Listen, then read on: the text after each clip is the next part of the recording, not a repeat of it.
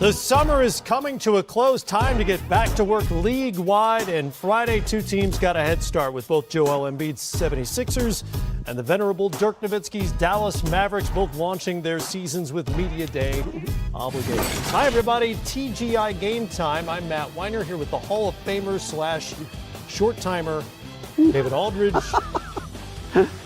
Can't believe it. Truth is the truth. It is. It is. We'll hear from both the Sixers and Mavs along the way. First, the latest on the drama Jimmy Butler has brought to Minnesota. As you know, Butler asked for a trade during a meeting with team president / head coach Tom Thibodeau earlier this week. Reportedly, he specifically asked to land in either New York or LA, more specifically with the Clippers. But that does not mean the Timberwolves have to grant his request. Friday, ESPN reported that curious teams calling the T-Wolves about Butler are being told that he's an elite player and Minnesota has no intention of moving him. However, Adrian Wojnarowski reported late Friday that Wolves owner Glenn Taylor was telling fellow owners that Butler is available. In fact, he quoted a Board of Governors attendee as saying, quote, "The owner's trading him." Okay.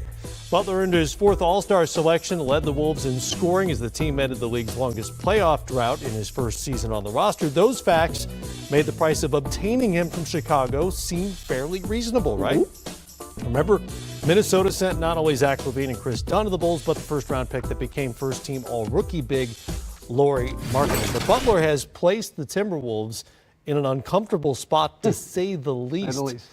How do you approach this? It's very difficult for Minnesota because camp starts on Monday. Right. You know, there's no time. You know, this was something that probably should have been done over the summer. But, you know, Jimmy wanted an extension, and he didn't just want any extension. He wanted a max extension.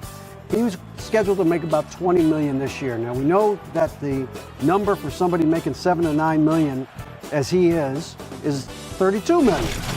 So they don't have $32 million in room. Right. What he was hoping was that they would trade somebody, clear another $11 million in room, give it all to him. Now he's operating, as you can do, as you're allowed to do under the rules. Now he's operating on a $32 million max number, and you get an extension off of that, which is going to be much bigger. So that's what he wanted. But at the same time, we hear that he's not in love with some of his teammates. That's He's made true, too. public comments about guys don't work hard enough, as hard as him. So is this about roster, or is this strictly about money? I think the problems with the roster would have been placated had they given him what he wanted in a max deal. In the money, yeah. He would have sucked it up and played for the Timberwolves again next year. But the fact that they didn't, the fact that there are issues with him and Andrew Wiggins, and I think to a lesser extent him and Karl Anthony Towns, made the decision a little easier for him to seek greener pastures somewhere else. Better question.